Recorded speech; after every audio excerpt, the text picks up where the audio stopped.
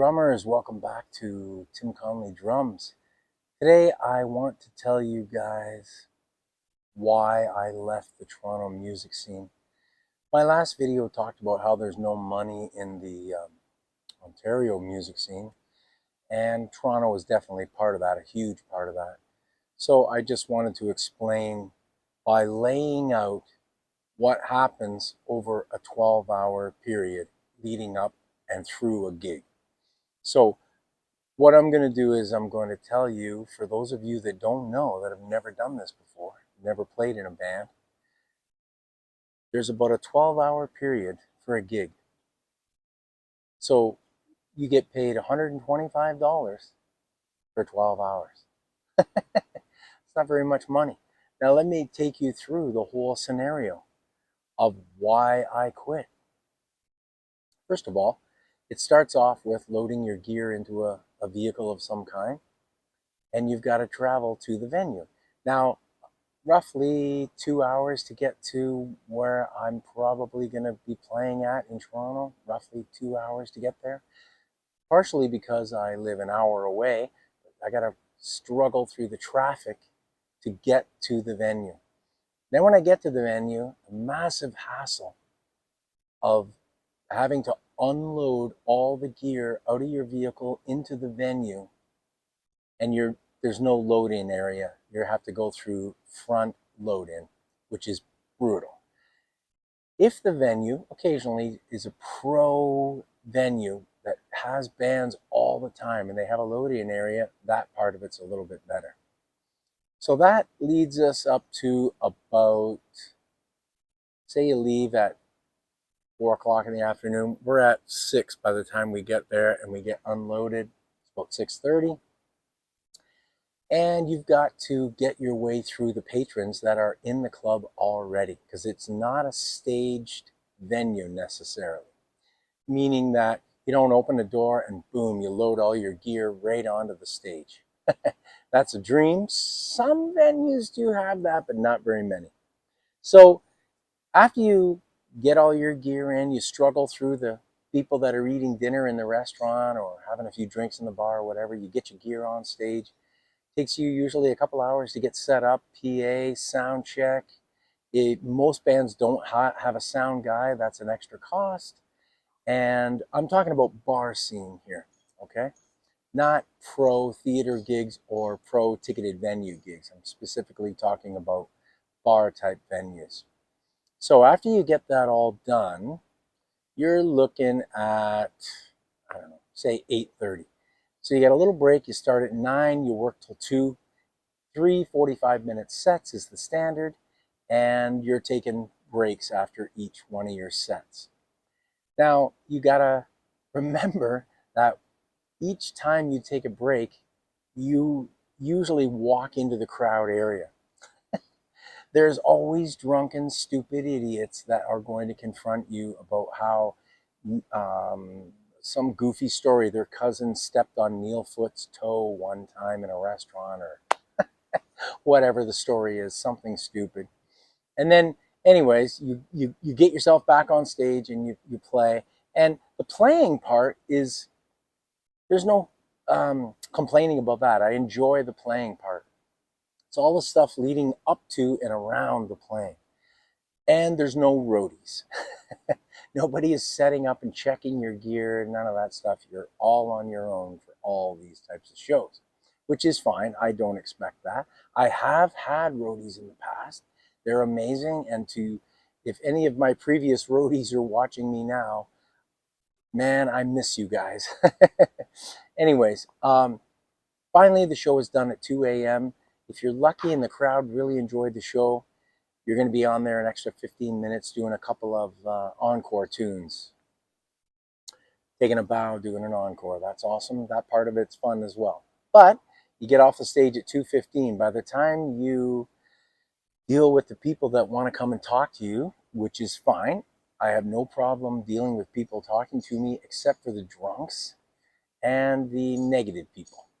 That can be difficult, you know? Okay, so now you're all packed up and you have to wait around for the manager to finally pay you. So you're all packed up, but you're waiting. Sometimes you wait 15 minutes if you're really lucky. Sometimes you got to wait a freaking hour, and it's brutal because you just want to get out of there.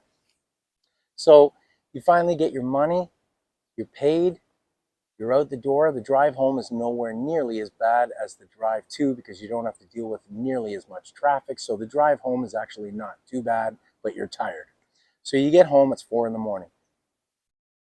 You left at 4, you got home at 4. It's a 12-hour day. You made 125 bucks. That's the standard pay, roughly, anywhere between 100 and 150. So I'm putting it at 125 for a gig in Toronto in the bar scene. It's pretty lame. Also, they make you sometimes pay for water or pop. It's not necessarily free. Of course, if you buy any alcohol, I don't drink, but if you buy alcohol, you're paying for that. If you buy a meal, some places, not many, offer 50% off for the band. Most don't. You're paying full price for your meal. So you have a beer or two, you have a meal, you got to pay for $4 bottle of water. And if you don't want to pay for it, then you're going to have to drink out of the tap, which is fine. Sometimes I do that. I don't really have a problem with that because I don't want to pay $4 for a bottle of water. So the struggle is real if you're a working pro musician in the Toronto scene. So after doing that literally hundreds and hundreds of times, obviously every gig is a little bit different. Some of the gigs that I did in Streetsville involved walking up icy stairs, 2-3 flights of icy stairs to get to the top of the venue where you played your gig, but there was no internal way to get in.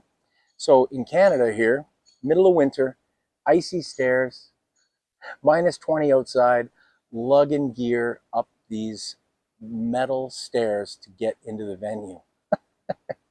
Now, I actually enjoyed that venue, playing those gigs there. They were actually okay gigs, but the load in and load out was horrific with those stairs. Man, I can remember I tumbled down those stairs a couple times. I thought I broke my back. It was horrific. So anyways, the Toronto scene, as I mentioned in a previous video, it's just not what it used to be unless you're playing theater or ticketed venues. And even ticketed venue, and if you're a hired gun, you're really not making much money. You might be making $300 to $500, which isn't bad, but if you look at it from a you're not doing anything else point of view, you're on tour, 300 bucks a night, depending on how often you're playing, it's not really that much money in the long run. So that's a whole different thing, though. I'm not going to get into the ticketed venue. That's a separate video. What I'm talking about here is the bar scene. So I'm not doing it anymore. I've quit the whole Toronto scene, and I'm sure you guys can understand why. For any of you Toronto musicians out there that are still doing it, kudos to you, man, if you can put up with it. But I've been doing it for 35 years, and I'm almost 60 now, and time is out. Now, I want to also just deal with a few commenters that say I'm too old for this scene. Well, that might factor in. That might factor in. After you've been doing this as long as I have, age does factor. I really don't feel like dragging my drums around anymore at the age of pretty much 60 years old. It's not easy. I mean, there's lots of drummers that are older than me that are still playing in the scene. And, great for them if they want to put up with that. But I'm not a superstar. I'm not Steve Smith. I'm not Vinnie Colaiuta. Those guys got people that are paid to carry all their gear around. They don't carry anything. So I'm not them. I got to carry all my gear. I didn't even include in this video all the lead up to getting a gig, the promo, the videos you have to shoot, the pictures you have to take, the phone calls, the emails, dealing with the agent, dealing with the venue, dealing with everything. There's hours and hours and hours of unpaid work that go into getting the gig, let alone driving there and doing the 12 hours. So no more 12 hours for me. If I do a gig now, it's theater or ticketed. And that is, that's the way it is. Anyways, I did enjoy a lot of your guys' comments from my last video regarding the Ontario music scene, how there's no money. And I really appreciated all the subscribers too. I'm still growing this channel and I really appreciate it. I'm giving you guys straight up stories of real world gigs. And for those of you guys out there that say negative things about what I'm doing, that I'm disgruntled or I'm angry or I'm this or I'm not, I'm actually not. I'm a very happy person. But teaching is the way to go for me now at my age. I'm passing down all the things that I learned from some fantastic teachers and people that taught me about music and about drumming and all that. I'm happy to teach it now. I'm just tired of the bar scene. That's why I quit. Thanks very much for watching. As always, keep drumming. See ya.